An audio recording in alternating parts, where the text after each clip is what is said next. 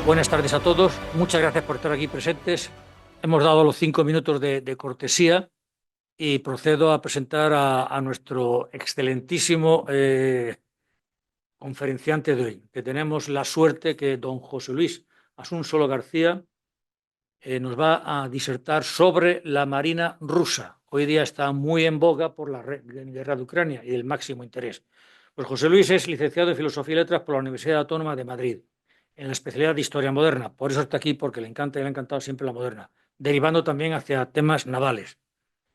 Es socio de la Real Liga Naval Española y fue mi antecesor en el cargo. Me dejó esta herencia porque está muy bien pagada, pero en fin, la verdad es que dejó un magnífico recuerdo. Pero sigue cooperando, siempre que hay alguna conferencia interesante, sé que puedo contar con él.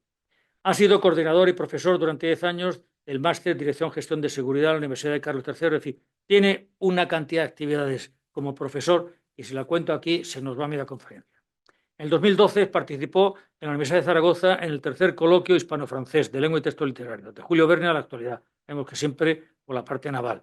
Julio Verne y los escritores del mar. Profesionalmente no ha comido, lógicamente, de la historia, sino que ha sido inspector jefe del Cuerpo Nacional de Policía, especializado en el tema de subsuelo. Aquí no lo has puesto, pero también fue, sí se lo pone, jefe de seguridad de sus majestades los reyes de Bélgica, con lo cual tuvo que veranear bastantes años en Motril. En fin, y además tampoco lo ha puesto, pero yo lo sé porque lo conozco, dio la vuelta al mundo en un crucero, que es algo que todo el mundo quiere hacer. Yo lo puedo hacer en el Cano, pero a 4 nudos, y tú lo hiciste a 15 nudos, ¿no? Yo sé cómo 3 meses. Fueron 3 meses, lo mío duró 9. En fin, posee la medalla del mérito policial, la medalla del mérito civil, es caballero del Ancla de Oro y medalla del mérito cultural de la Real Liga Naval Española. Y sin más, doy la entrada a José Luis, que seguro que nos deleitará con este interesantísimo tema como es la Marina rusa. Muchas gracias, almirante, por la presentación y gracias a todos ustedes por venir. Y espero no defraudarles. Lo que yo voy a desarrollar es la historia de la Marina rusa en sus 5 bases. Es decir, en la base, Rusia tiene 5 bases navales, la del Ártico, con 2 ciudades importantes, Murmansk y Arcángel. Tiene luego la base del Báltico, con la base pues, de San Petersburgo y Kaliningrado, que vamos a hablar de ello, porque es un gol que Stalin le metió a Roosevelt en el Tratado de Potsdam. Luego también tiene la base del Mar Negro en Sebastopol, la base del Mar Caspio en Astracán y Vladivostok en el Pacífico. Estas 5 bases tienen su historia y todas ellas ahora están operativas. Quizá la más conflictiva para la Armada rusa sea la del Mar Negro, porque la Armada que está en el Mar Negro está en la peor situación que puede tener una flota de combate. Y es que no tiene flota de combate a la que combatir, puesto que los propios ucranianos han hundido la fragata que les tocó en sorteo, cuando después del 91 cae la Unión Soviética, y la han hundido. De manera que la hostilidad, el hostigamiento que recibe la Armada rusa en el Mar Negro se debe a lanzamisiles que cambian de lugar rápidamente por toda la costa y por lo tanto está en una situación bastante precaria. Se calcula, porque los datos siempre son muy discutibles, que por lo menos el 30% de la flota rusa del Mar Negro y del Mar Azov está fuera de combate, o hundida fuera de combate. Acordémonos de la sorpresa que nos llevamos con el hundimiento del crucero Moscova, que estaba operando en la isla de las Serpientes al principio de la guerra, en el 2022, que dejó a todo el mundo asombrado, ¿no?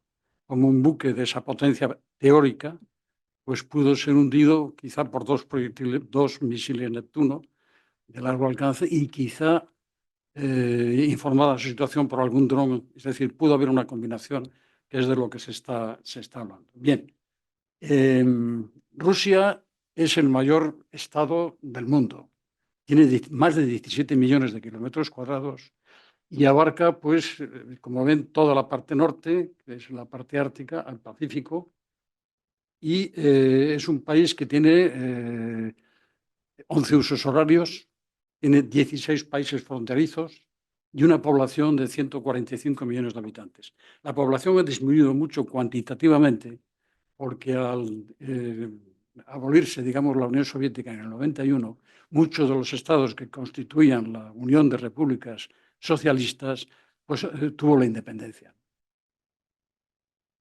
El origen. Bueno, el origen de la Marina rusa, todo el mundo sabe, que es de 1696, pero que es Pedro el Grande, que en 1703, al fundar la ciudad de San Petersburgo, va a fundar los primeros grandes astilleros, el astillero del Almirantazgo, el río Neva, donde va a haber una gran construcción de barcos a todo meter, ¿no? Bien, pero antes de eso hubo otros barcos que no constituyeron una marina de guerra. Una marina de guerra es una organización jerarquizada militar con doctrina naval perfectamente institucionalizada, con mandos profesionales que se mueven con unos mandos. Ese concepto de lo que es una armada no lo había entonces. Lo que sí había eran los estrug, que son este tipo de barcazas o de barcos a vela y remo, que sobre todo combatían en el Volga y en el Don primero contra la rebelión de los cosacos, de los tártaros y sobre todo contra los otomanos que dominaban hasta el mar de Azov. Esto en el año 1636 ya había sido instituida la dinastía de los Romanov. La dinastía de los Romanov se instituyó en 1313. En ese año se construyó el primer barco. Se llamaba el Frederick y fue a instancias del zar de entonces, que era Mikhail Fedorovich. Y este zar tuvo el capricho de hacer un barco, y se hizo un barco que se llamaba el Frederick.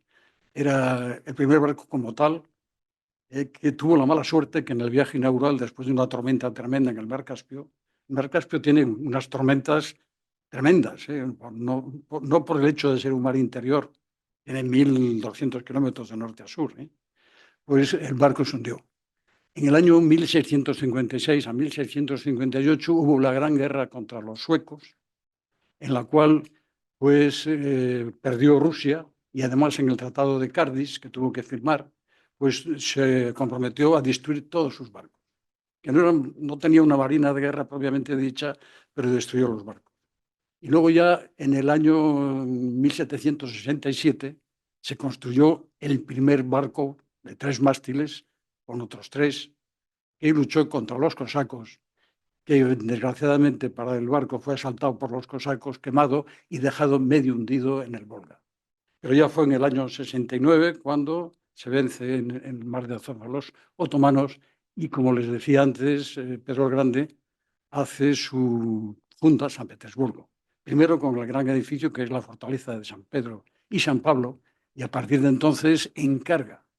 Todavía no tiene astilleros operativos en San Petersburgo, pero encarga a Arcángel, en el Ártico, donde ya había 2 astilleros, por lo menos uno, que se llama Solón Bala, y este se dedica a construir y a cortar madera para llevarla o bien en barcos ya construidos o bien en transportes de madera. ¿Qué pasaba con la madera que se cortaba, el pino del norte, que era malísimo para la construcción naval? Según referencias y archivos que están en San Petersburgo sobre estos barcos, la media de un barco de estos duraba 7 años. Es decir, el barco hacía agua y vamos a tener ya en tiempo de Fernando VII, como les digo, algún problema con los barcos rusos. En una maniobra más o menos lindando con la estafa nos vendieron los rusos. Bien, este astillero, el de San Petersburgo, esta es la bandera de la flota del Báltico, pues el astillero empezó a construir barcos a toda velocidad, se construye otros astilleros a lo largo del Neva, se construye un astillero que está ahora en funcionamiento, que se llama el astillero del Báltico, que lleva muchos años y que construyó desde barcos de madera, que dejaron de construirse en 1860 más o menos, barcos ya metálicos, ya acorazados, Drenó, en fin, todo ese tipo de barcos. Como les digo, Pedro el Grande es el que va a crear la Marina rusa. ¿Qué es lo que va a hacer Pedro el Grande? Primero se da cuenta que necesita copiar instituciones navales europeas ya afincadas. Entonces hace viaje a los Países Bajos, hace viaje a Inglaterra, sobre todo a Dinamarca, con el que tiene una relación estrecha, para traer ingenieros navales y construir barcos en San Petersburgo. Y empieza a construirse, pero también necesita darle una forma.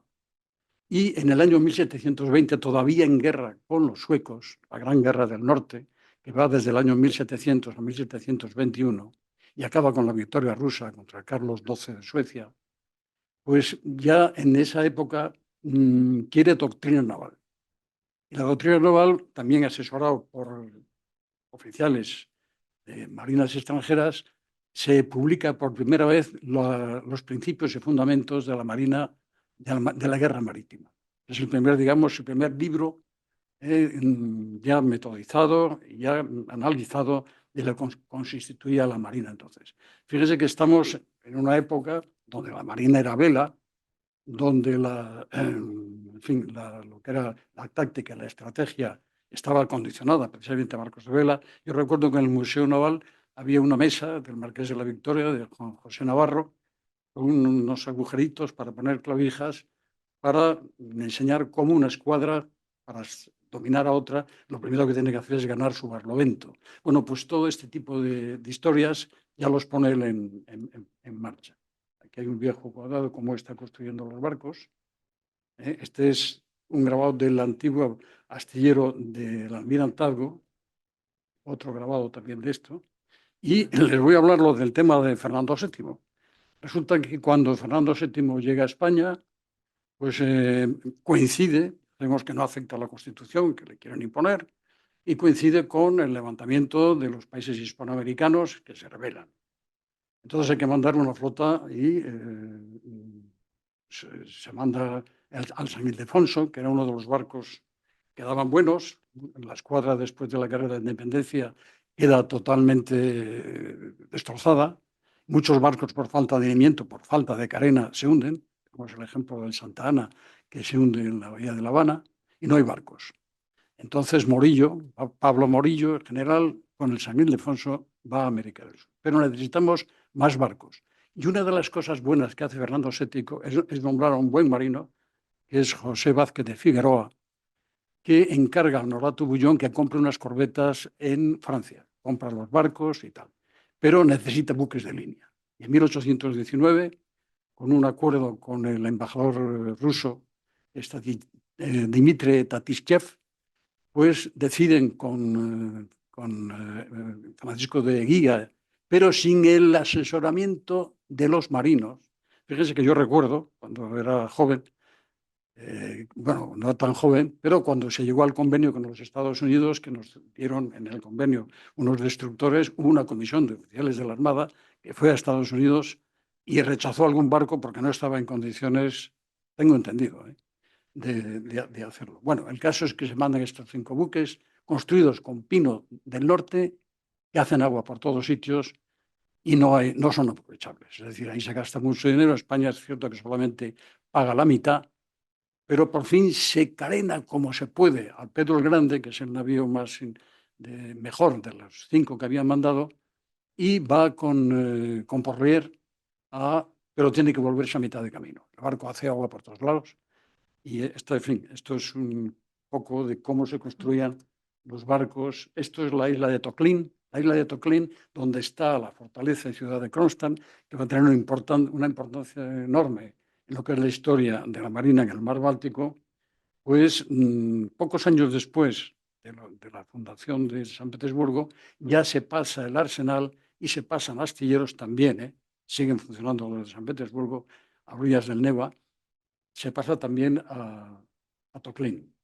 Se construyen fortalezas a su alrededor.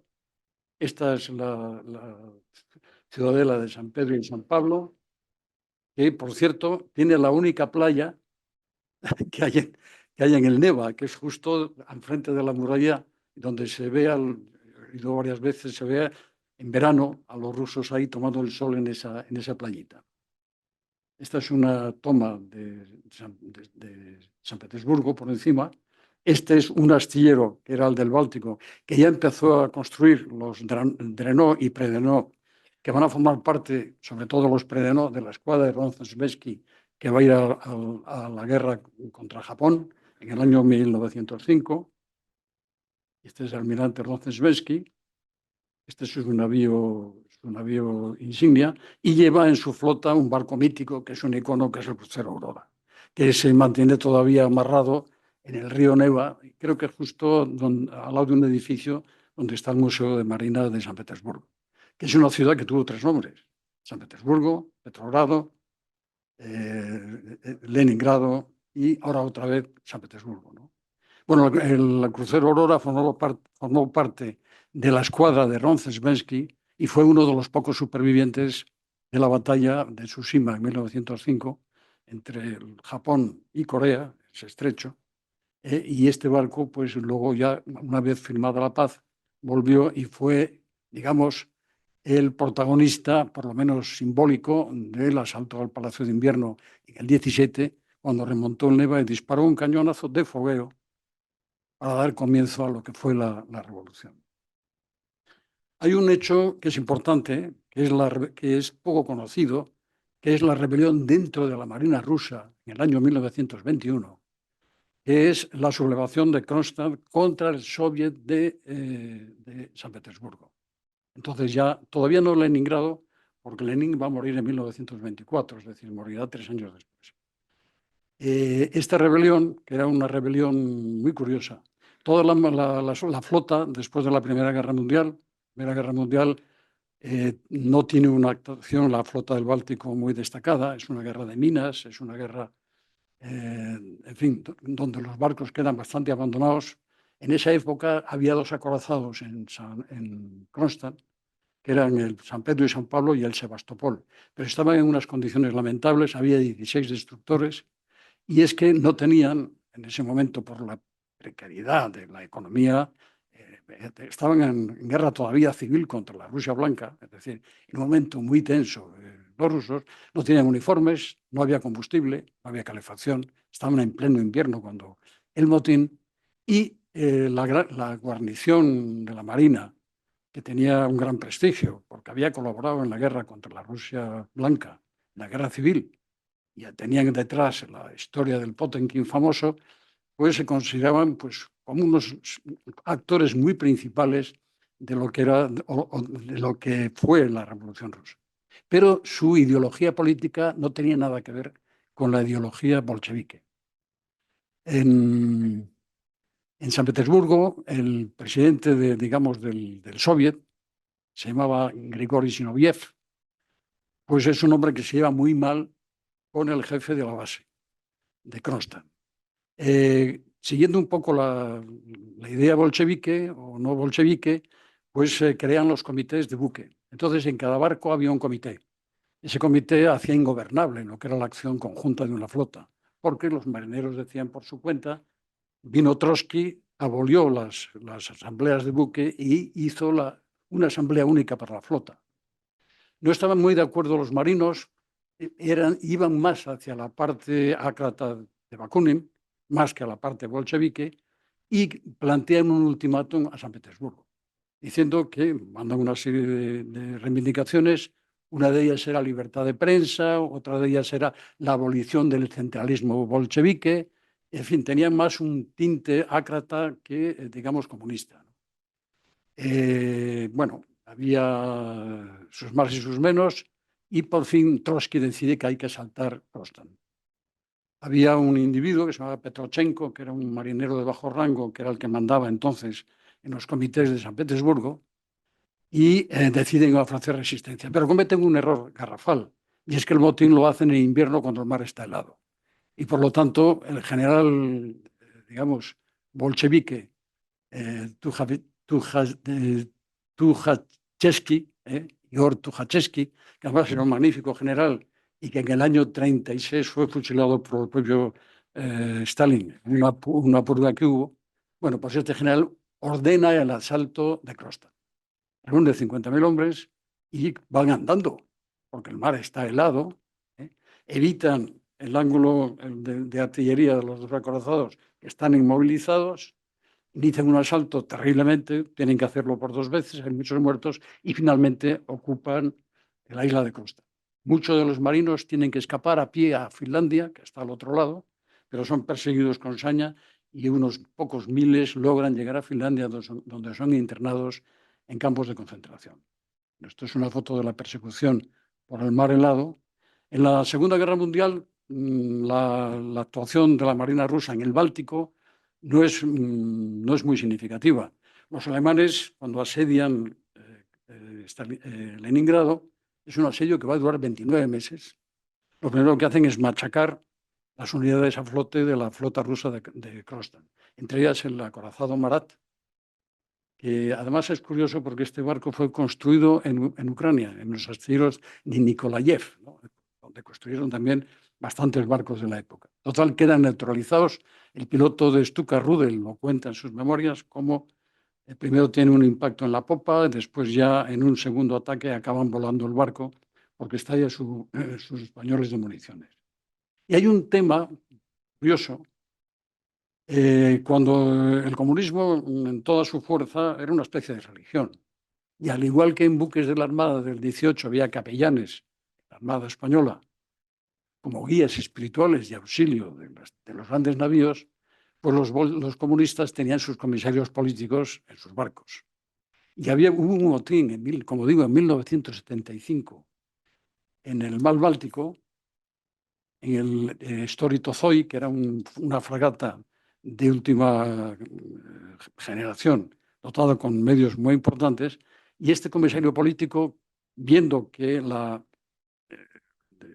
actitud de Khrushchev no se ajustaba a los moldes, digamos, de lo que él creía que era el comunismo, inicia una rebelión a bordo, detiene a su comandante, consigue convencer a parte de la tripulación y estaban en Riga, pues los estados bálticos estaban bajo la soberanía rusa, y se dirige a San Petersburgo para forzar a un gobierno mucho más ortodoxo en el comunismo de lo que a su juicio había. Claro, era una locura. Entonces mandan una aviación contra él, lanzan unas bombas, no para darle, pero con la orden de destruir el buque si ven que va a virar y se va a ir a Suecia, porque entonces los secretos de armamento que tenía este barco van a quedar en manos occidentales. Pero no. Finalmente el barco va a San Petersburgo y este comisario político es detenido y ajusticiado un año después. Eso es una cuestión puramente anecdótica. Luego tenemos un tema que es el de Kaliningrado. Si vemos el Báltico, tenemos Estonia, Letonia, Lituania, Finlandia. Cuando está terminando la Segunda Guerra Mundial, a Roosevelt, que se le caía la baba delante de Stalin, todo hay que decirlo, no hay más que leer un poco las memorias de Churchill de la Segunda Guerra Mundial, cómo Stalin muy sabiamente había alojado a Roosevelt, que estaba en silla de ruedas y tal, al lado de él, y había mandado 8 kilómetros a Churchill, por lo menos eso dice Churchill, y le come el coco. Y una de las cosas en las que se acuerda en Potsdam es las zonas de influencia. Es la gran tradición de Roosevelt, que entrega a la Unión Soviética la mitad de Europa, con todo lo que eso supuso de drama. Pero una de las cosas que afecta a la flota del Báltico es la creación de la zona de Kaliningrado. La zona de Kaliningrado, que enlaza con el sur de Lituania y con el norte de Polonia, pues es una zona que tiene una solución de continuidad de Estonia, Letonia, Lituania, y feliz, porque además, como la parte polaca era también el Pacto de Varsovia, pues se encuentra la Unión Soviética, que es dueña de toda la parte oriental del Báltico. ¿Qué sucede? Que cuando cae la Unión Soviética y Estonia, Letonia y Lituania se independizan y se integran primero a la Unión Europea y después en la OTAN, Kaliningrado queda aislada. Pero queda aislada con un punto clave, muy importante, y es que la única unión que tienen con un país afín es Bielorrusia, con una carretera que se llama Suwałki, de 70 kilómetros, donde pasa un ferrocarril y una carretera, pero que es zona de OTAN. Es decir, la única unión que hay terrestre de apoyo logístico, digamos así, que puede recibir para Kaliningrado es ese corredor. Y cuando estalló la guerra de Ucrania, Putin ordenó, no sé de esta manera, pero vamos, convenció al presidente de Bielorrusia que acumulase tropas cerca del corredor, siendo contestados inmediatamente por los polacos, ya acumularon tropas. De manera que es un punto caliente que hay que tener en cuenta. Kaliningrado es otra cosa, es un agravio para los polacos, llamar Kaliningrado, porque el nombre viene de Imagil Kalinin, que formaba parte del Politburó cuando se decidió asesinar a miles de oficiales polacos en Katyn, y fue uno de los que promovió esos asesinatos. Cuando se descubrieron las fosas comunes, gran escándalo, primero los rusos dijeron que habían sido los alemanes, luego se descubrió que era orden de Stalin, y este hombre fue uno de los autores. Y por lo tanto, para los polacos, que se llame Kaliningrado, una persona que cometió ese tremendo delito contra las Fuerzas Armadas polacas, pues era tremendo. Kaliningrado está, en fin, es un puerto muy importante para los rusos. Además, se ha especializado en material electrónico. De cada 3 televisores que hay en Rusia, uno está construido en Kaliningrado, pero tiene un tema geográfico que hay que tener en cuenta. Kaliningrado era la antigua Königsberg prusiana, de la antigua Prusia Oriental, una ciudad fundada por los caballeros teutónicos, como fundaron también Danzig y fundaron Malbork en Polonia. Y el problema es que existe el lagón, digamos así, del Vístula, que se llama. Y San Petersburgo tiene solamente una salida al Báltico por un canal que tienen que utilizar también los polacos de esta zona, porque no tienen salida por esta faja arenosa que hace de barrera para pasar al Báltico.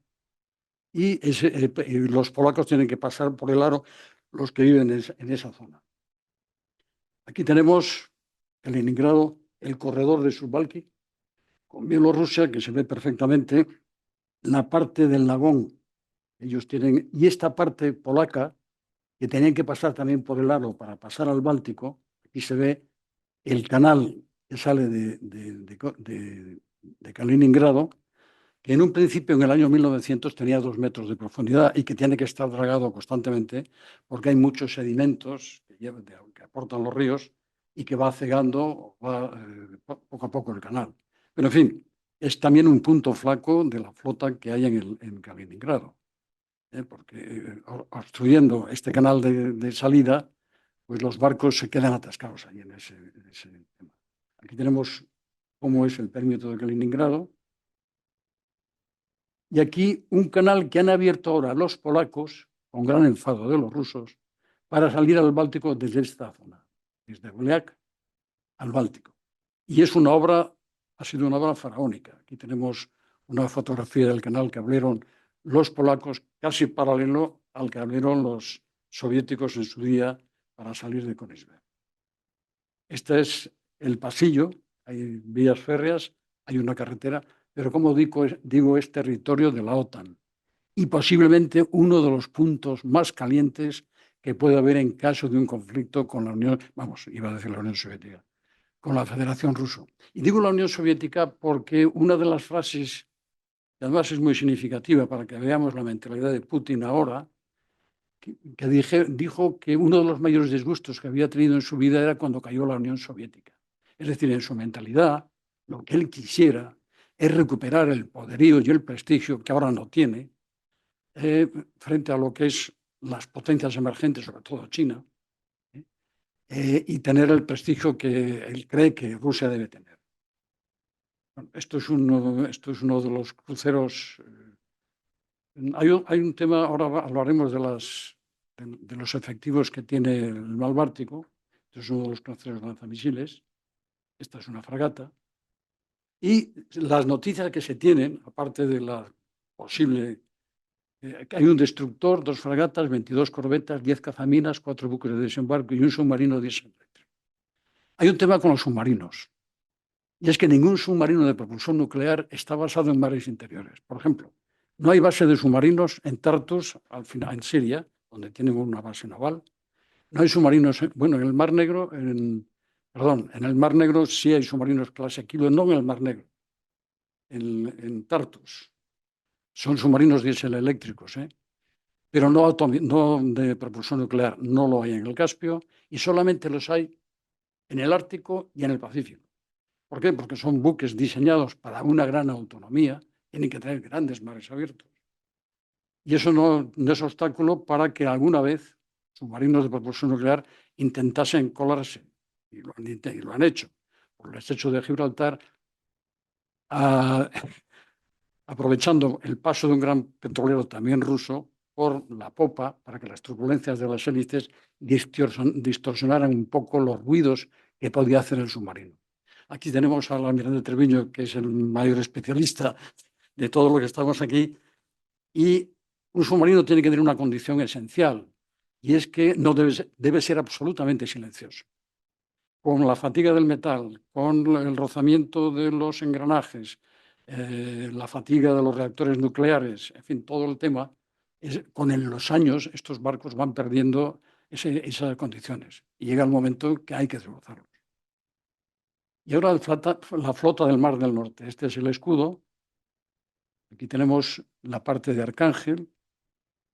Y bueno, el Arcángel es una ciudad que tiene hielos en invierno. Va a ser un problema para la Segunda Guerra Mundial, para los suministros que van a traer. Va a ser más en Mursmat.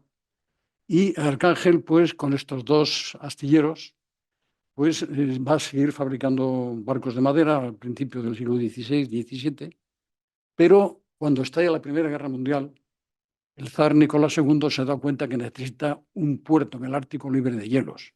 Y entonces se crea el puerto de Mursmark, en la península de Kola, muy cerca de Noruega, que por cierto ahora es un país de la OTAN, y Mursmat pues se va a convertir en una base.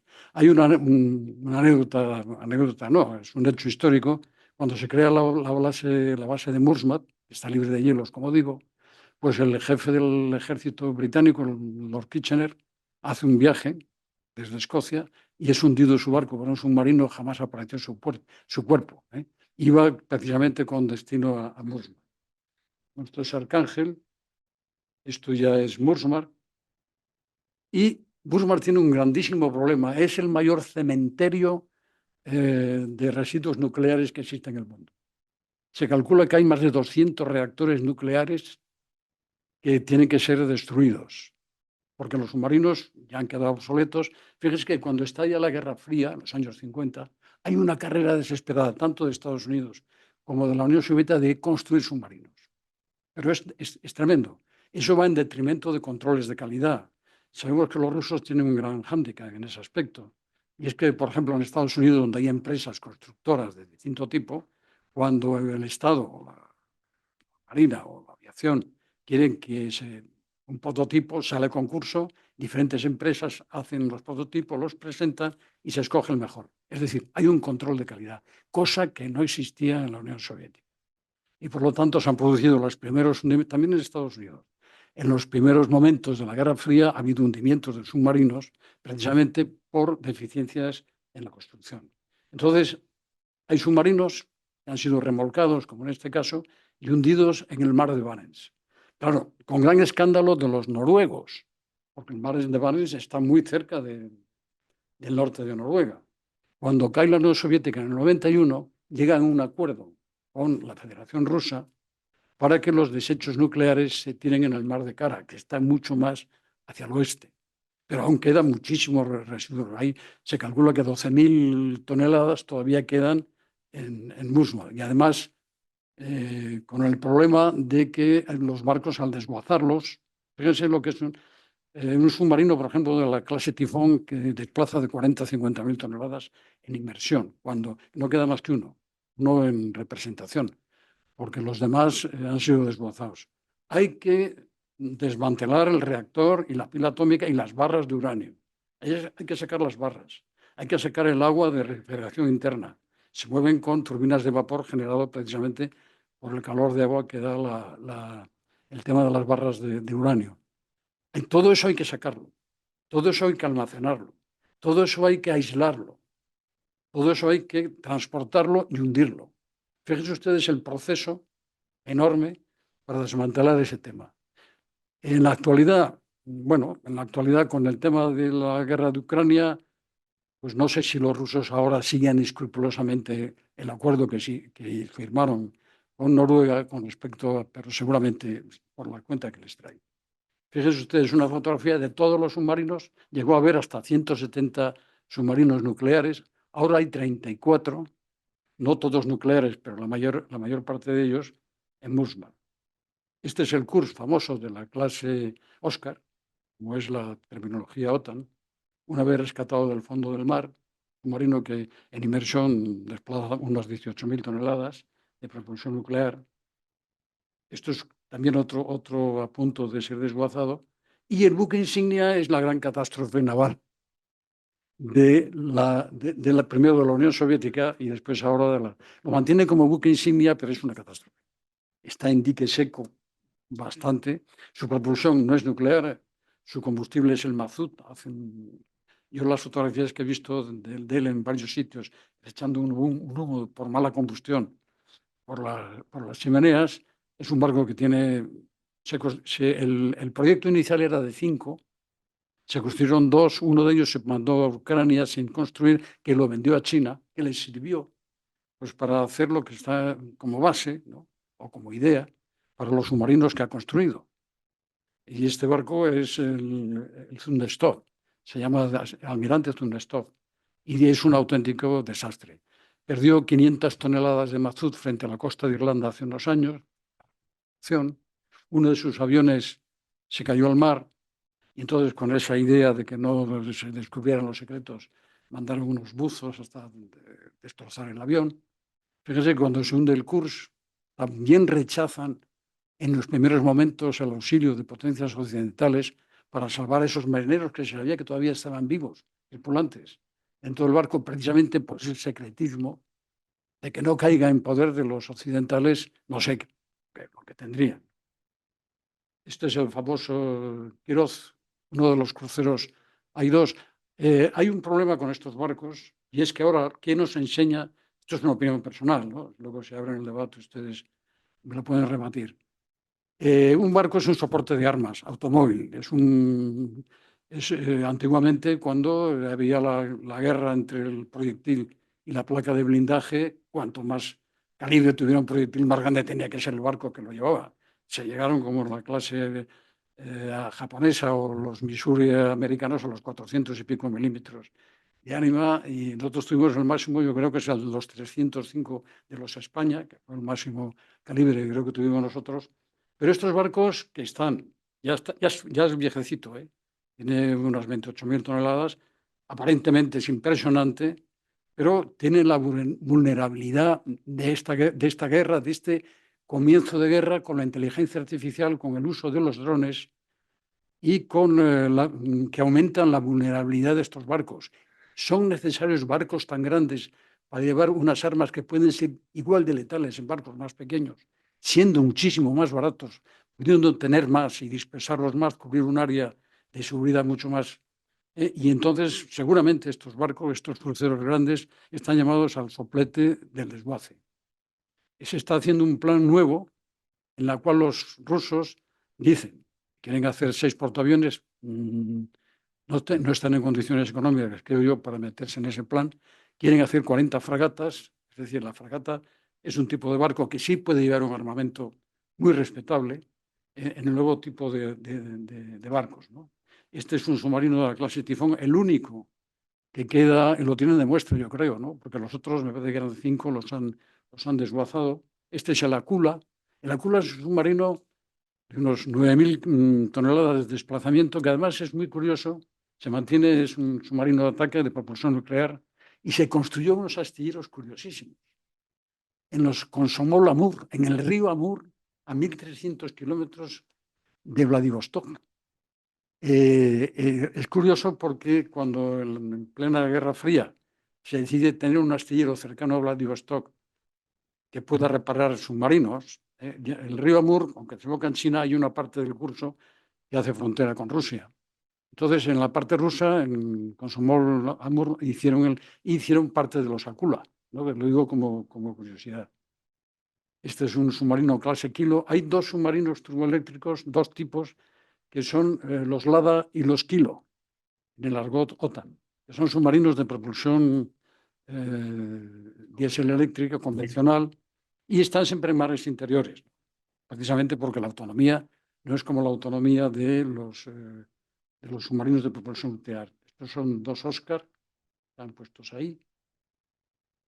Y hay un proyecto que tiene Putin dentro de sus fantasías. Es un hombre peligroso, todo el mundo lo sabemos, porque este tipo de personas, estas ideas, esta idea del tema, el tema de volver otra vez a recrear, no digo la Unión Soviética políticamente, pero sí la ambición territorial que tiene, ahora lo veremos en el Mar Caspio con Azerbaiyán y los yacimientos de petróleo y de gas, pues es importante. Un proyecto que tiene Putin es el tema de los rompehielos. Los rompehielos queda uno de museo en el Lenin, que se construyó en los años 50, pero la idea que tiene Putin es el super rompehielos. Bueno, esto es los efectivos que había en el Mar del Norte, un portaaviones, 2 cruceros, 6 destructores, 34 submarinos y 6 diésel eléctricos. Bueno, él tiene una idea de construir unos super rompehielos de 60.000 toneladas de desplazamiento. Unos diseños súper fantásticos. La idea es pastorear a convoys de barcos que pasen libremente por toda la zona del Ártico y que comuniquen Murmansk, Arcángel, con Vladivostok. Es decir, hacer un camino, hacer una ruta por toda la parte rusa, que es la enorme extensión, desde los tiempos de Vito Bering y el tiempo de los zares que cruza la Siberia, ¿no? Entonces, este submarino no existe, pero está en proyecto. ¿Existirá? No lo sabemos. Uso nuclear y, sobre todo, gran potencia y gran peso. Condición fundamental para ir rompiendo las placas de hielo. Yo recuerdo cuando estudiaba marino mercante que había en los diseños de proa, había la proa Mayer, que era la proa curva que montaba encima del témpano e iba como abocados, quebrando el hielo, ¿no? La flota del Mar Negro.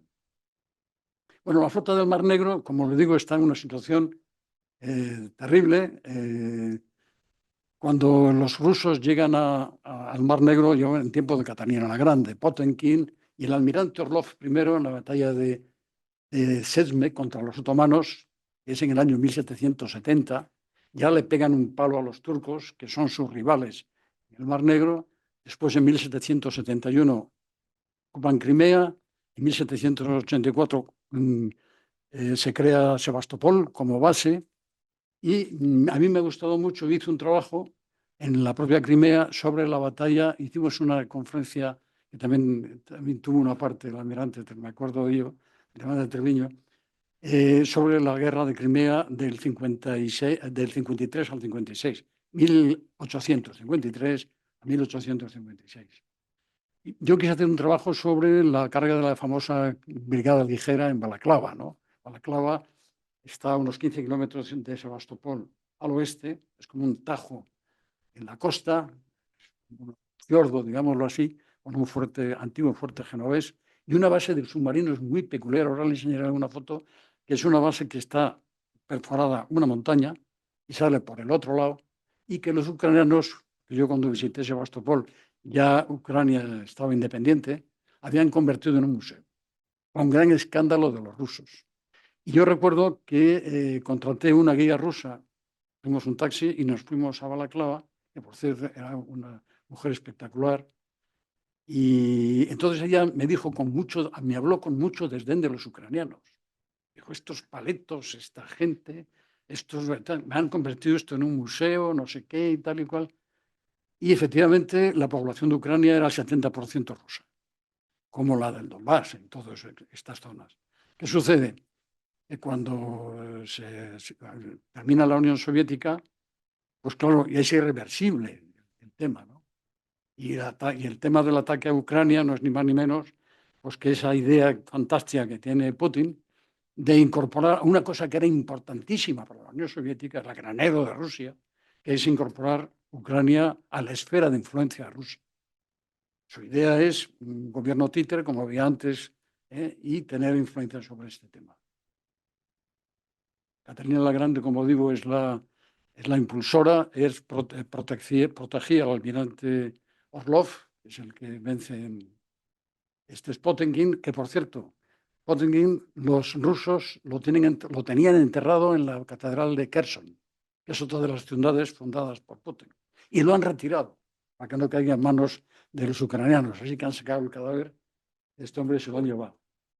esta es la batalla de Kherson, esto es Sebastopol.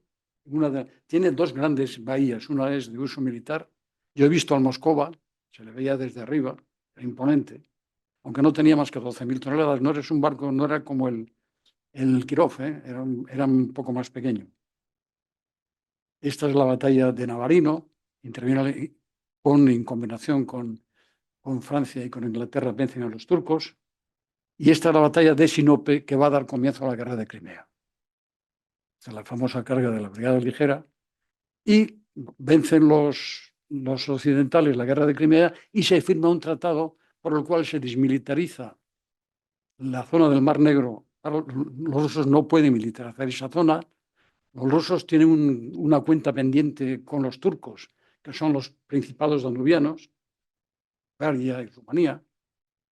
Y la idea que tenía el zar Nicolás I era invadir los países, digamos, Jordania y los países del Jerusalén y tal, y la idea principal es tener los estrechos, Bósforo, Mármara y Dardanelos, que pertenecen, tienen la soberanía de Rusia, pero que Rusia pertenece a la OTAN. Es una de las razones, yo creo que la principal, de que Rusia pertenezca a la OTAN. ¿Qué pasó con esos estrechos? Perdón, Turquía, sí, me he equivocado, perdón. ¿Qué pasó con este tema? Cuando acaba la Primera Guerra Mundial, Turquía había estado aliada con los alemanes. Toda la artillería que se puso en los Dardanelos y que hizo fracasar el famoso asalto a Galípoli estaba hecho por los alemanes. Eran los famosos Krupp y estaba el general Sanders. Ahí había un segundo general turco que luego saltó a la fama, que era Ataturk, que intervino precisamente en la defensa de Galípoli.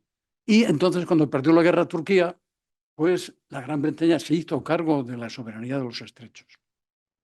Y en el año 36, unos años, bastantes años después, con ocasión del fascismo de Mussolini y de Hitler, y la idea de que Mussolini podía vulnerar los estrechos porque tenía la idea de ocupar una parte de la Anatolia turca, del norte de Anatolia, que es la península de la parte norte del Mar Negro, pues se le devuelve en el año 36, en el Tratado de Montreux, que se firma en Suiza, se le da la soberanía otra vez a Turquía.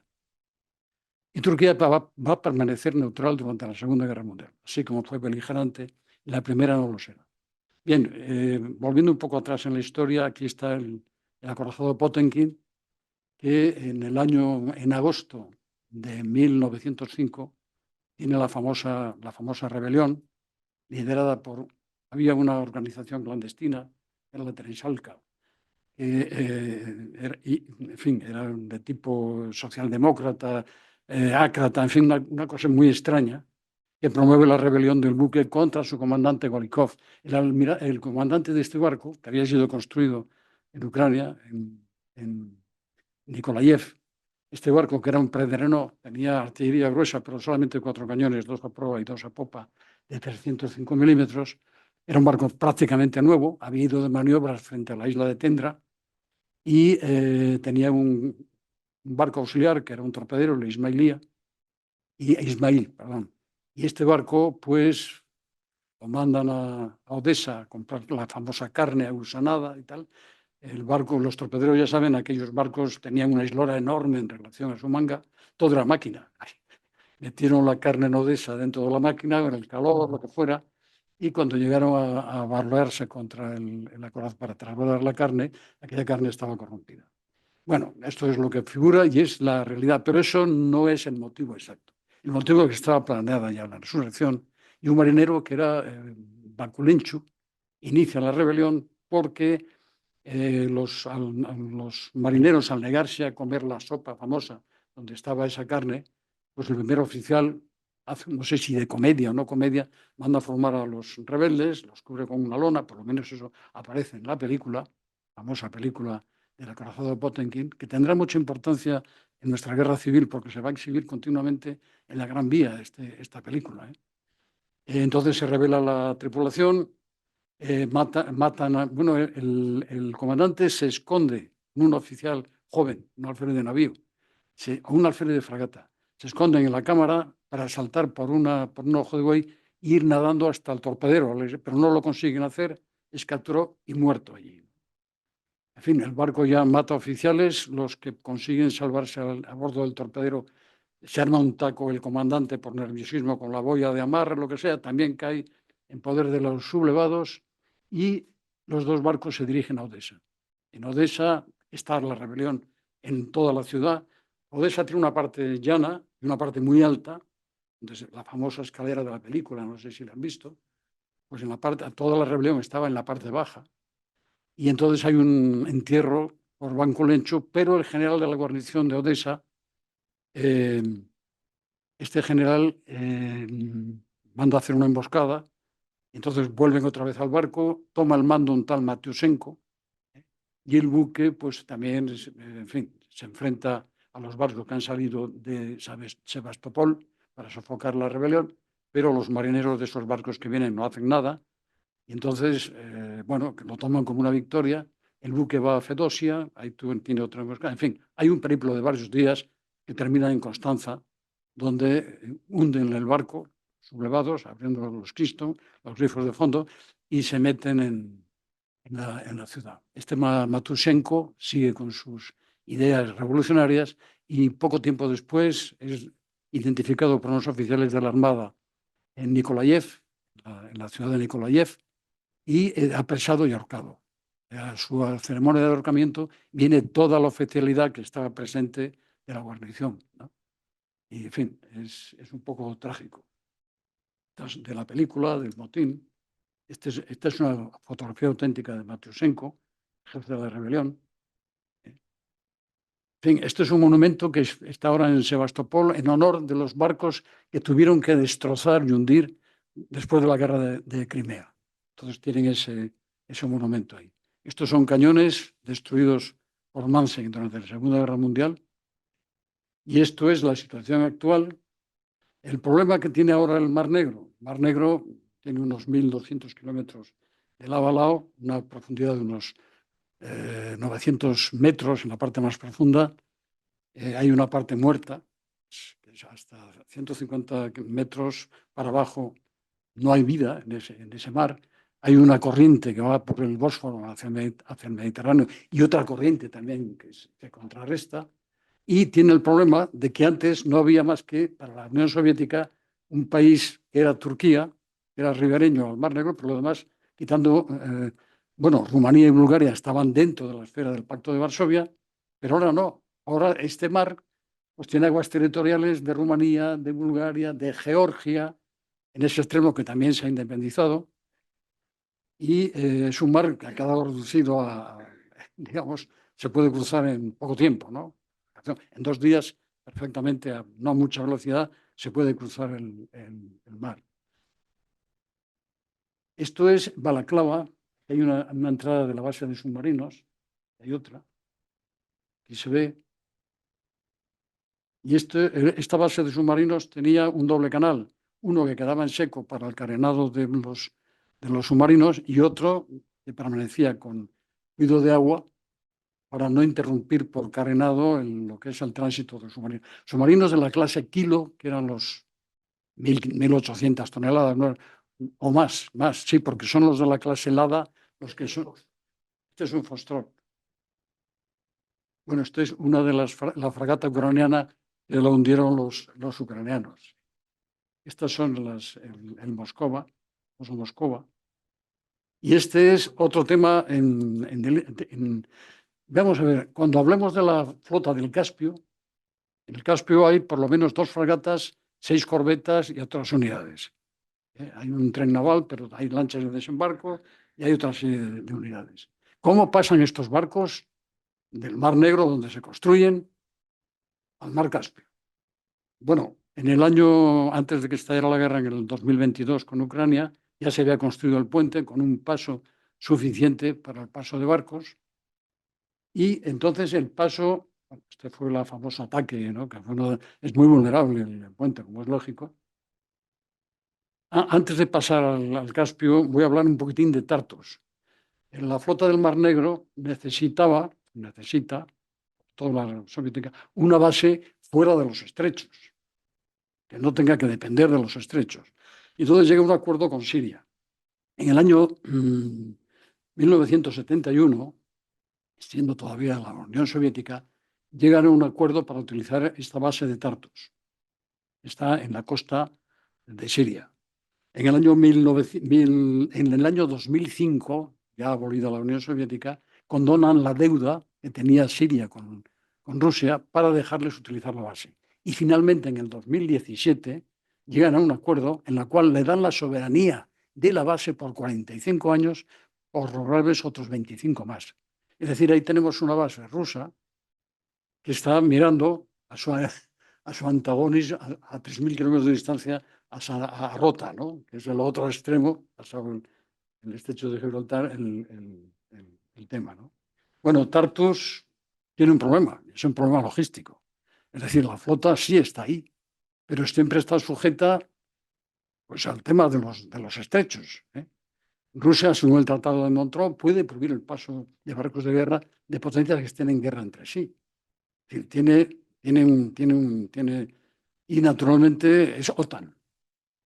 Ahora bien, ¿nos fiamos de Erdogan o no nos fiamos de Erdogan? Porque ahí está también otro problema. Bueno, esta es la base de Tartus.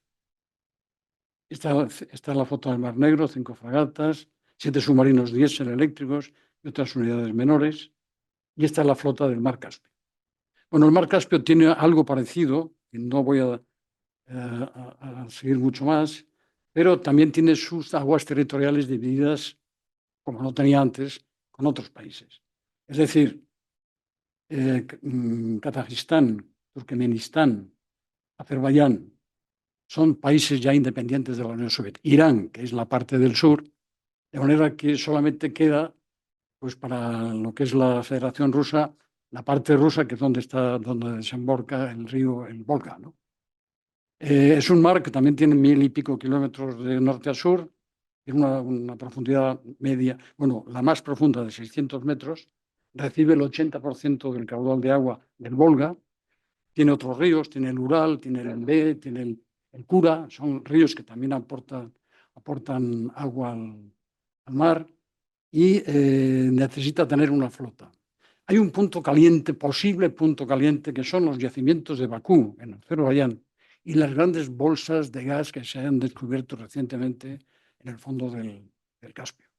Es decir, dentro de la, digamos, paranoia, podemos decir así, de Putin, podría ser algo tentador volver otra vez a tener el dominio, sobre todo de Azerbaiyán. Fíjense que en la Segunda Guerra Mundial, uno de los planes estratégicos del avance de Rommel por el norte de África y el de Manstein por Crimea era precisamente llegar a los yacimientos de petróleo, aparte de ocupar el canal de Suez, de Bakú, que eran fundamentales para el combustible del material rodante, ¿no? Aquí está lo que les explicaba. Este es la capital, digamos así, que es Astrakán, en la desembocadura del Volga. Y ahora les voy a explicar, esto es sobre la ciudad de Astrakán, los barcos. Tiene en el Caspio esta fragata y esas corbetas. ¿Y cómo consiguen llevar los barcos? Por un experimento ingenioso. Fíjense que el Don desemboca en el mar de Azov, el Volga desemboca en el Caspio. Pues aprovechando que los dos cauces en un momento dado están cerca, a una distancia de 70 kilómetros uno de otro, se abre un canal. Y entonces, aquí tenemos abierto el canal que tiene esclusas, porque el mar Caspio está a 28 metros debajo del nivel del mar y los otros ríos están más altos. Incluso el Don está más alto que el Volga. En la Segunda Guerra Mundial el Volga fue fundamental, porque muchos suministros de apoyo logístico al ejército ruso, que estaba entonces peleando en Stalingrado, subían por el Volga, que es navegable, muchísimos kilómetros tierra adentro, ¿no? Sigue habiendo esclusas de ese canal, y esta es la flota que se sabe, 2 fragatas, 7 corbetas, 7 cazaminas, no dragaminas, porque ahora ya saben que ya el viejo sistema de cortar el cable que suba a flote la esfera llena de explosivo, ahora se busca la mina, ¿no? Y ahora es la flota del Pacífico, que es la flota de Vladivostok, que es Nicolás Moraviev, a últimos del siglo XIX, recibe el encargo de Alejandro II de convertir Vladivostok en una base naval.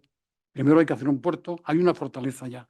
Muchos años antes se llegó a un acuerdo con China, China cedió ese territorio, quedó perfectamente establecido, era ruso, y entonces empieza a construirse en Vladivostok. Vladivostok está navegando hacia el oeste, nos encontraríamos con el arco del archipiélago japonés.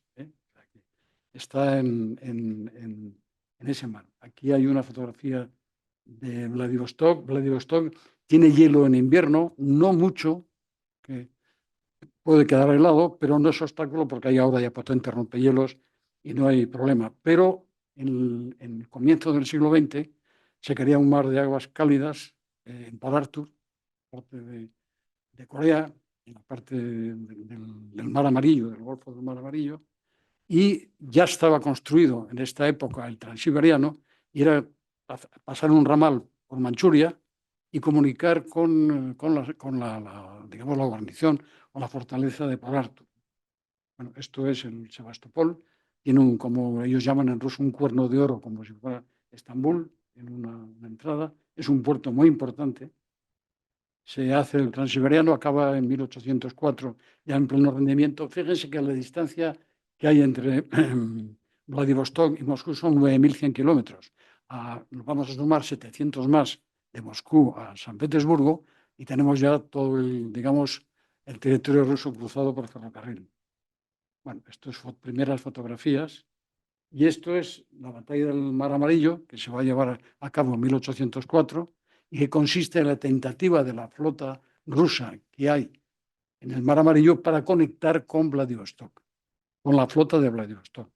Hay un combate encarnizado, ahí muere el almirante Makarov, que ha sido para los rusos uno de los mejores almirantes que ha tenido.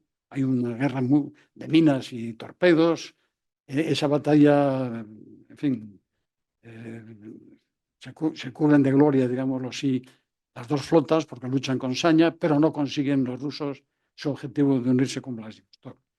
Por esa razón, el zar Nicolás II manda a Roncesvalles para que haga un inmenso viaje desde el Báltico por todo el sur de África y se cita en Madagascar con otra flota menos potente que viene por el canal de Suez, van luego a Indochina y después van a enfrentarse con los rusos en Tsushima en 1905. Tardan varios meses, porque Roncesvalles sale del Báltico en el mes de octubre y el combate es en el mes de mayo del año siguiente. Y Port Arthur ya había caído. Lo que pasa es que Roncesvalles tiene dos opciones: o pasar por Tsushima o dar la vuelta y pasar por el estrecho de la Perús, entre la isla de Sajalín, para ir a Vladivostok. Decide, además las tripulaciones están agotadas, los barcos están ya en alta navegación, sin reparar y tal, pues decide pasar por Tsushima y ahí tiene pues, su estrepitosa derrota. Y hay un tema. Esta es la batalla del Mar Amarillo, este es el barco insignia de Roncesvalles, este es el Mikasa que se conserva, que es el barco de Togo, que está en Japón. Y esto es un acto de caballerosidad del almirante Togo, que saluda a Roncesvalles, que está curándose en Japón y que luego será enviado a Vladivostok, donde hay una escena, en ese barco tienen que cambiarlo de sitio, porque también van marineros repatriados de la flota que intentan agredir al almirante. Y finalmente, pues son las fragatas y las corbetas, los buques, la flota del Pacífico. Hay 21 submarinos, 8 de ellos diésel eléctricos, y ahora se encuentra Putin como conclusión de todo lo que hemos hablado, cuál es el devenir, qué debe de gastar la Armada Soviética. Esto es San Petersburgo, es una revista naval del Día de la Marina donde yo tuve la suerte de coincidir un año, ¿no? Y entonces hay una fiesta patriótica muy grande en San Petersburgo, viene muchísima gente, viene de todas partes, ¿no? Hay una ola patriótica grande, pero luego hay una realidad.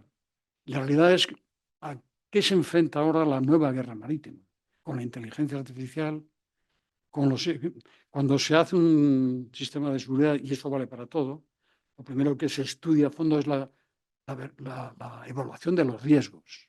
¿Qué riesgos puede haber? ¿Cómo puede cambiar totalmente el concepto? ¿Va a seguir siendo el portaaviones el capital ship, como lo fue el acorazado antes de la Segunda Guerra Mundial y como fue el portaaviones después de la Segunda Guerra Mundial, estos barcos pueden tener una vulnerabilidad. Es decir, el planteamiento ante las nuevas armas que pueda haber, porque se ha descubierto que el tema de los drones, tanto de nuestro de infantería como naval, las posibilidades que puede hacer es tremendo. Yo estoy completamente convencido que tanto Estados Unidos como otras potencias y Rusia están experimentando sobre temas de los drones. Fíjense ustedes, si un barco que recibe un ataque aéreo, pues puede defenderse con una cúpula de cristal, digámoslo así, metafóricamente, con su artillería antiaérea, sus misiles antiaéreos. Pero un ataque continuo de aparatos que son mucho más baratos y prácticamente inagotables, pues llegará un momento en que alguno se filtrará y claro, ¿cuál es el punto? Eso lo digo como, ¿cuál es el punto vulnerable en los portaaviones? Sus pistas de aterrizaje. Y como pasó en la Segunda Guerra Mundial. Entonces hay una serie de cosas que se están planteando. ¿Qué pasa con la Armada rusa? Bueno, pues está desesperadamente buscando alianzas. En las pasadas maniobras, en el mes de septiembre pasado, 4 barcos chinos han entrado en Vladivostok para formar parte de una serie de operaciones conjuntas. Ha presumido Putin de sacar 400 buques de guerra a la mar, 90.000 hombres, y no llega a esa cifra, ni mucho menos. Pero es una faceta propagandística porque él no puede perder no puede perder prestigio. Es decir, el prestigio que perdió con la guerra de Ucrania, cuando todo el mundo pensaba que se iba a solucionar en poco tiempo y todavía sigue la guerra, y todavía no sabemos qué es lo que va a pasar, porque la cosa está, nos hemos encontrado con que el famoso dominio aéreo no existió, aunque, en fin, hay una serie de interrogantes que tenemos todos. ¿Cuál va a ser el porvenir de la Armada rusa? En particular, ¿cuál va a ser el porvenir de las marinas en el futuro? Y eso lo dejo como debate para ver qué opinan ustedes. Bueno, pues con esto ya no les doy más la lata, ¿eh? Y bueno, pues aquí he hecho una presentación lo más somera posible de lo que es la Marina rusa ahora y qué es lo que hay en sus bases. No, muchas gracias. Bueno,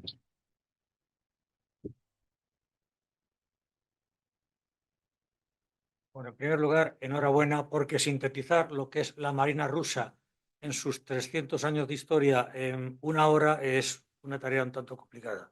Creo que has dado una pincelada bastante ajustada a lo que es la Marina rusa, lo que fue y lo que es actualmente. Entonces, abrimos el coloquio para las preguntas que contestaremos, ¿verdad? tiene una oportunidad con el almirante que sabe mucho más que yo. Puedes poner el plano que se ve, el plano sin nombre se llama, uno que es toda Rusia con Toda las Rusia. bases. Sí. Porque hay un detalle cuando los rusos ven que los están machacando en Sebastopol, ellos Tienes el tenían, mapa de Rusia entero. sí, uno que pone mapa sin nombre. Ellos habilitan una segunda base que creo que ya la has pasado, que se llama Novosibirsk, que está al otro lado del puente de Kerch. Y entonces ahí, Bueno, pongo el Mar Negro, uno que se ve el Mar Negro perfectamente. vamos a Mar Negro aquí. Sí, pero uno que se ve en grande. se ve en Y entonces grande. a esa base pasan prácticamente todos los barcos. Sí, había otro mejor, pero bueno, dale. Lo pasan a la otra base, excepto los que están Aquí. en el astillero. Esta sí. Novosibirsk está aquí. Tiene solo con nombre. Está. Hay uno que pone plano sin nombre. Sigue dándole. Y entonces, más. Ahí, esta es. Creo que incluso se ve aquí. Novosibirsk está ahí. Entonces, sí, aquí, Novosibirsk. Está al otro lado del puente de Kerch. Entonces pasan todos los bases de Sebastopol aquí, porque esta base está mucho más protegida. Pero insisto, los astilleros no los pueden pasar y los astilleros están en Sebastopol, no están en Novosibirsk.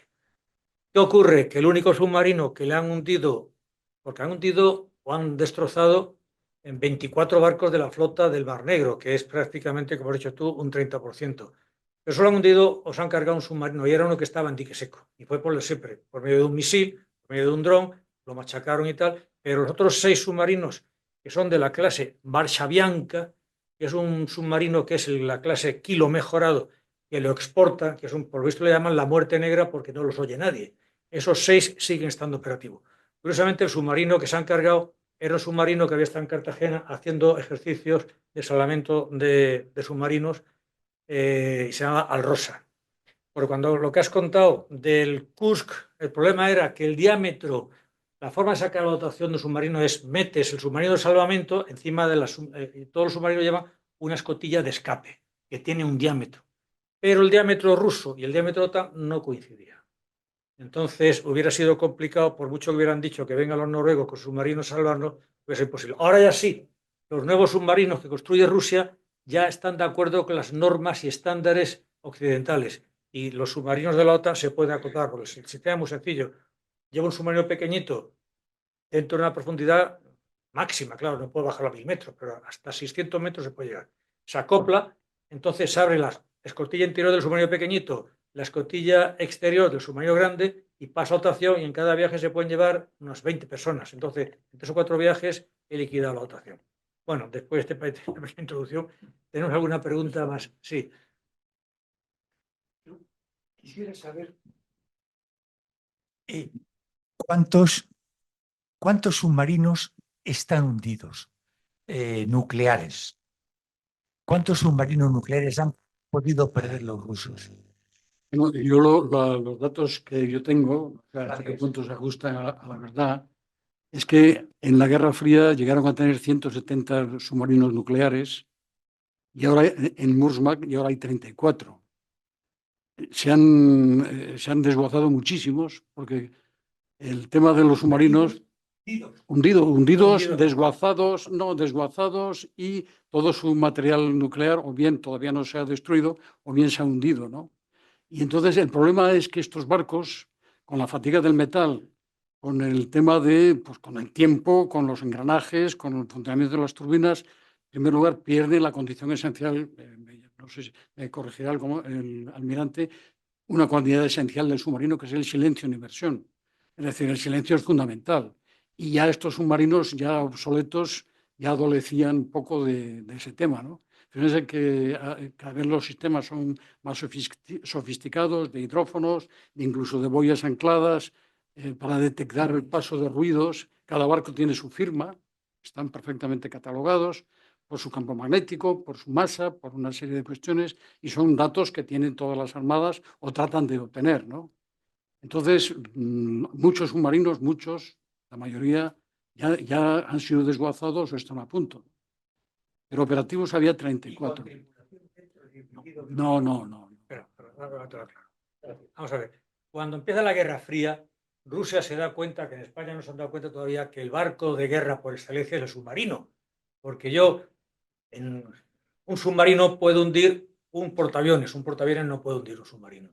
Un portaaviones es muy fácil de detectar, radar, una vuelta radar lo tengo ahí. Submarino, hoy día prácticamente un submarino nuclear es casi imposible detectar. Bien, entonces esto lo entiende el almirante Gorshkov, que es una persona que creó la Marina rusa. Y este hombre convence a sus líderes comunistas que hay que hacer submarinos y construye 300 submarinos durante la Guerra Fría. De ellos, la mitad, como tú has dicho, eran de propulsión nuclear. Bien, esa es la historia, pero claro, los submarinos hay que mantenerlos. Y cuando viene la enorme ruina, porque la Guerra Fría la pierde Rusia por el dinero, cuando Ronald Reagan empieza la Guerra de las Galaxias, la Unión Soviética pide papas. No puede ya hacer una guerra de las galaxias. Entonces se viene abajo y tal, y hay una época que es un desastre. Entonces, ¿qué pasa? Que un submarino hay que mantenerlo, porque como es de hierro, si lo mantengo, ¿qué pasa? Pues me viene la corrosión y se me hunde. Entonces fue el desastre. En las bases del Ártico, pues empiezan a hundir submarinos soviéticos por desidia. En la mar habían tenido del orden de una decena de accidentes. Algunos se pierde con toda dotación y otros no, otros consiguen salvarse. Hubo un caso heroico del K no sé cuánto, que la dotación intenta apagar el incendio del reactor y se achicharran casi todos. Pero bueno, eso fueron una decena de casos. Tenemos un submarino nuclear hundido en el Golfo de Vizcaya. En el mundo quedan del orden de 3 o 4 submarinos perdidos por ahí. Hay un caso muy curioso que fue un submarino balístico nuclear que se hunde en el Pacífico. Y la CIA inventa un barco que una especie de grampones enormes saca al submarino a la superficie. El problema es que cuando lo está izando, la mitad se le rompe. La otra mitad la sacan. Los Estados Unidos pueden hacerlo, Rusia no. Bien, ¿Esto a quién le preocupa muchísimo? A todos los países nórdicos, sobre todo a Noruega. Entonces, tanto Noruega como Estados Unidos han dado una pasta curiosa para que se reflote. Yo diría que ahora mismo submarino nuclear hundido no queda ninguno hundido. Están pendientes, es un problema. Hay fotos por ahí que, por ejemplo, se ven todos los submarinos nucleares que ha tenido el Reino Unido y están dado de baja, están a flote. Porque el proceso de desguazar un submarino nuclear es complicadísimo y carísimo. Como has dicho tú perfectamente, hay que sacar las barras, el nucleo, el combustible, etcétera, etcétera, y es un tema muy complicado. Cuando no hay dinero, ¿qué haces? Pues lo dejas amarrar el muelle. Los submarinos clase Typhoon, que eran 6 unidades brutales, que eran 2 cascos brutales, que además tenían la característica que los misiles balísticos intercontinentales se podían disparar a la vez, cosa que no podía hacer ningún submarino occidental. ¿Qué pasa? Con esos 40.000 toneladas tenían la estabilidad suficiente para disparar así que el submarino perdiera cota y no tuviera ningún problema. En fin, no han tenido utilidad, se han utilizado por ahí. Es increíble porque el Camote del Camonte tenía hasta una jaula con pájaros y tenía piscinas. Pero en 40.000 toneladas había todo. Eso ya, el último, lo acaban de dar de baja también. Pero en fin, noruegos y norteamericanos velan porque no haya contaminación nuclear. Lo único problema es aquellos que sí se han hundido, pero no en puerto. Los de puerto, eso ya prácticamente se han rescatado todos. Quedan 4 o 5, ya digo, uno al Golfo de Vizcaya. Sí.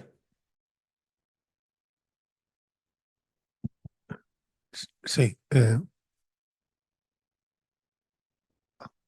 sí. Bueno, a tenor de lo que se ha comentado también aquí respecto pues, a la inteligencia artificial, los drones, eh, yo aún voy a añadir más. Es decir, un señor, yo mismo desde mi casa con mi ordenador, me meto en una página de vista por satélite, puedo estar siguiendo un barco si me da la gana desde el salón de casa.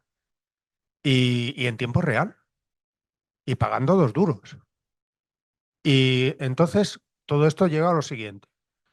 Si un velero con un dron, con su explosivo, o 3 o 4, si da igual, si cuestan 4 duros, se los lanzas contra un gran buque de estos, que además lo puedes seguir desde ordenador por encima, desde casa, desde cualquier otro lugar muchas veces.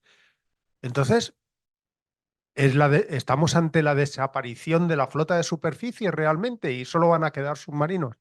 Me gustaría que me diera su opinión. Bueno, yo creo que eso es una incógnita todavía sobre el desarrollo de las nuevas armas, ¿no? Es una incógnita porque, vamos a ver, como decía el almirante, un portaaviones no puede hundir un submarino sí puede hundir un portaaviones.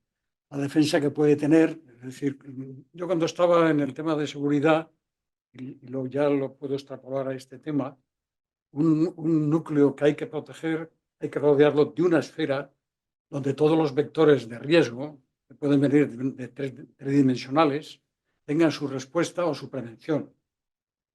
Entonces, las medidas preventivas, es decir, las medidas contraseñales, las contramedidas que se decían antes en los submarinos, era poner en marcha un dispositivo que despiste o que desvirtúe la trayectoria de una posible agresión, eso se puede hacer. Ahora, la pregunta que yo también me hago es hasta qué punto una gran unidad o unas grandes unidades pueden tener la suficiente cantidad de contramedidas para detener un ataque de miles de drones, como por ejemplo en varias partes. Entonces, el tema del submarino del portaaviones, yo lo digo, más bien, mi afición es la historia, más que no es como el almirante, tiene una idea más realista del tema. Pero el tema es el siguiente, un portaaviones no va solo. Un portaaviones tiene una flota de fragatas o de corbetas que cubren aéreamente, de manera, o sea, la posibilidad antiaérea. Un submarino puede, sin duda, infiltrarse, pero puede salir. Es decir, un submarino puede evitar, burlar o no dar tiempo a reaccionar los equipos de detección de sonar o los equipos que sean submarinos, romper la barrera, tener tiempo para lanzar 2, 3, 4 torpedos al portaaviones, pero después ya Pero ha hundido el portaaviones o por lo menos lo ha averiado. ¿Qué es lo que piensa? Vamos a ver, no es tan fácil. Lo que acaba de contar este señor es el AIS, Automatic Identification System, que es lo que llevan todos los buques mercantes, llevan un transceptor por el cual yo estoy dando mi posición y eso lo puede saber todo el mundo. Los buques de guerra no. Los de guerra solo llevan apagado. Si quieren, lo pueden encender y si no lo enciende, pues hay accidentes como le pasó a la fragata noruega cuando entraba en el fiordo, lo había apagado y eso es para los prácticos. No se enteraron que había un barco ahí. Cuando se enteraron ya era muy tarde. Y los buques de guerra no tienen ese problema.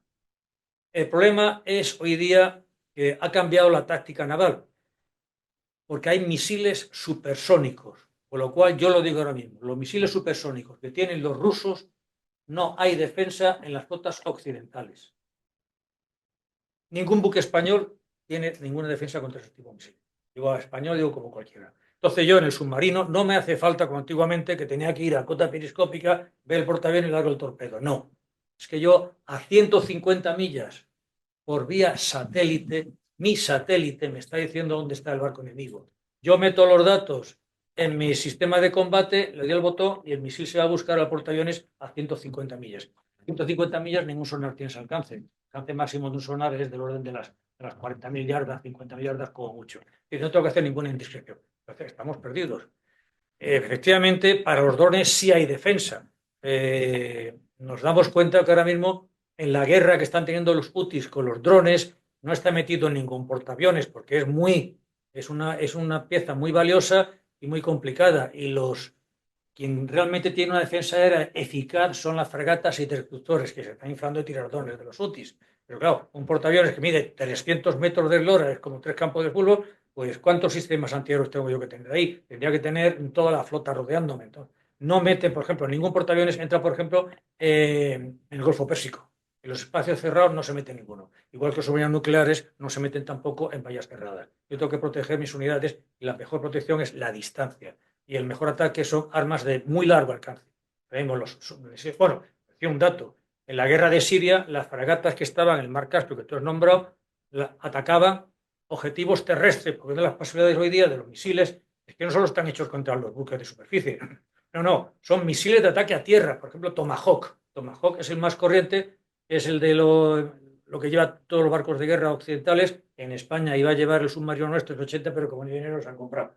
Esto pueden abatir perfectamente a 100 y pico millas un objetivo terrestre. Es decir, si yo estoy en la mar y quiero cargarme, ¿qué digo yo? Pues Tel Aviv, porque soy malo, soy ruso, soy malo, lo puedo hacer perfectamente y lo puedo hacer pues desde la isla de Malta, sin que nadie me pille. Entonces es un problema. Hay que replantearse el tema de los drones, porque el dron, como has dicho muy bien, es una muy barata. Hay drones que valen 500 euros. Y el Moskva lo hundieron 2 misiles, pero se lo podían haber cargado exactamente igual los drones, porque hay drones de superficie y drones aéreos.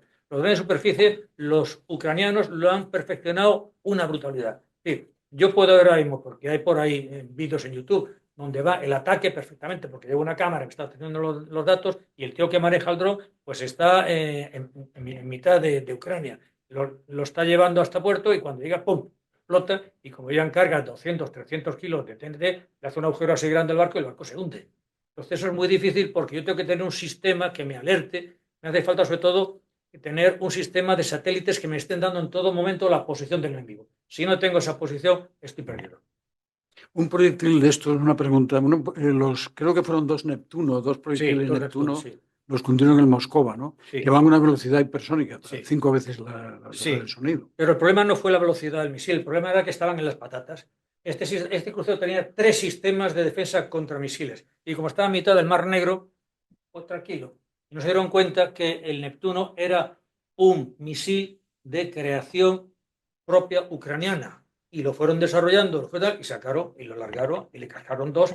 Y hoy día es la gran vulnerabilidad. Antiguamente, un acorazado podía recibir impactos de 350 milímetros de calibre y no se hundía. Hoy día, como la chapa de un destructor de cualquiera son 8 o 10 milímetros, cualquier impacto me hunde si me ha dado en un sitio que sea vulnerable. O sea, que va a cambiar el concepto de la guerra naval. Totalmente. De hecho, los portugueses, que son muy curiosos y que tienen una marina, que tienen 5 barcos, pero bueno, ahora están haciendo una especie de mini portaaviones multipropósito y lo van a llenar de drones, de superficie, de submarinos y tal, y lo van a experimentar. A ellos les gusta mucho experimentar, pero es lo único que tiene. Yo me acuerdo cuando fui con el portaaviones español, Príncipe de Asturias, yo era almirante en ese momento del grupo de proyección, entramos en Lisboa y vi lo que tenía. A ver si puede venir a meter a la flota en un helicóptero. Dice, no, es que nada más que tenemos 5 y hay 4 estropeados, es todo lo que tenía. Y un taxista que cogimos allí en Lisboa me dijo en plan confidencial, cuando he visto yo no sabía que había tanta diferencia entre España y Portugal, pero cuando he visto el portaaviones español me he dado cuenta de que hay diferencia. Y esto es lo que hay. Y hablando de ese tema, almirante, el portaaviones estaba en perfectas condiciones cuando fue desguazado, ¿no? Eso fue un crimen de lesa majestad. Los portaaviones norteamericanos los aguantan 50 años.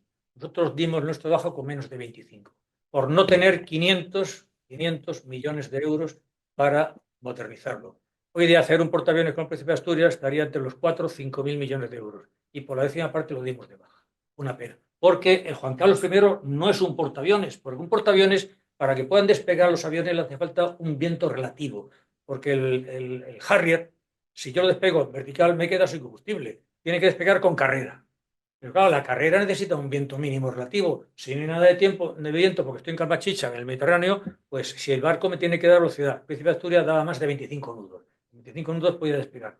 El Juan Carlos I de 20 nudos, no puede despegar. Y si lo despego, se me queda sin combustible. Y además, creo que era un barco que era muy estable, ¿no? Era magnífico, magnífico. Yo pasé en él 2 años y, bueno, una de las cosas que cuando uno sale a la mar en un barco de guerra, quita todos los portarretratos y tal, porque el primer bandazo. Yo el Príncipe de Asturias no lo quitaba nunca. Porque lo máximo que se permitía para despegar un avión era normalmente 3 grados de cabezada y uno de balance. Tenía 4 estabilizadores y aquello era lo más sólido que he visto yo en mi vida.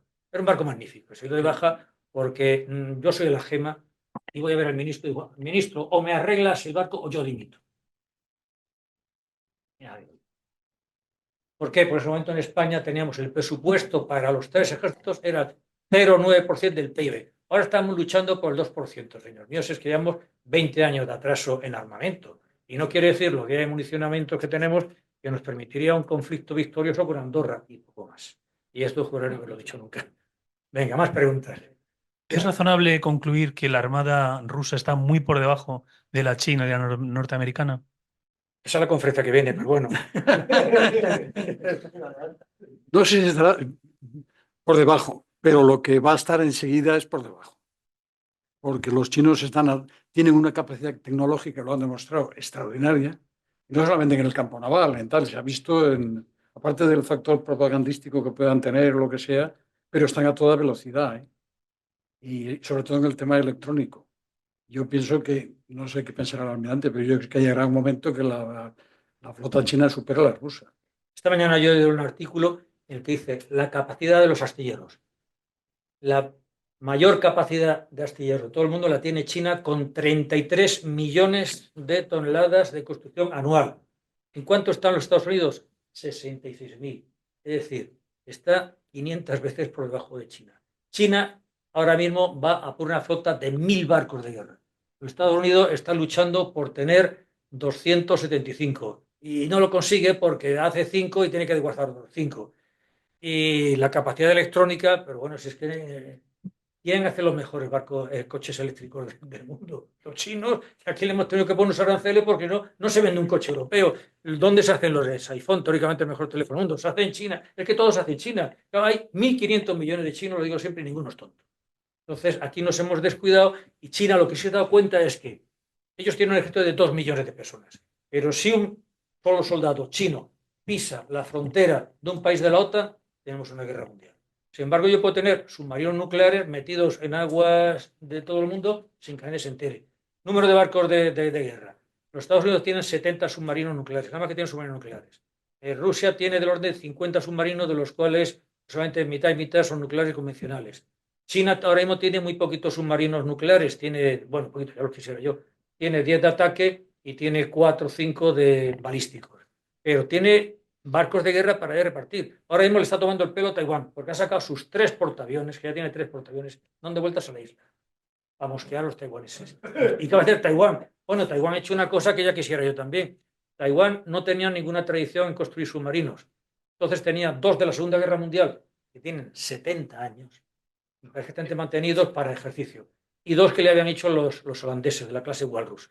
Pero el problema era que si una nación le hacía submarinos a Taiwán, China le ponían la prueba.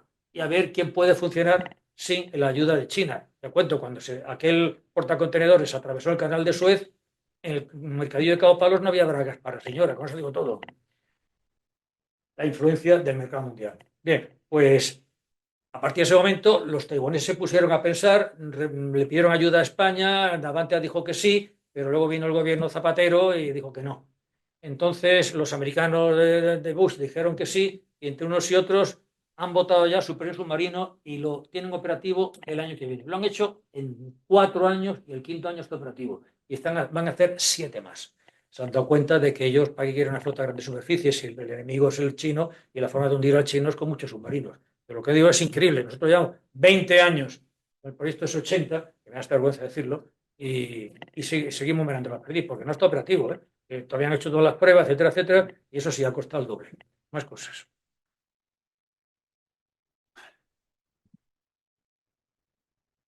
Bueno, enhorabuena por la charla porque ha sido muy interesante.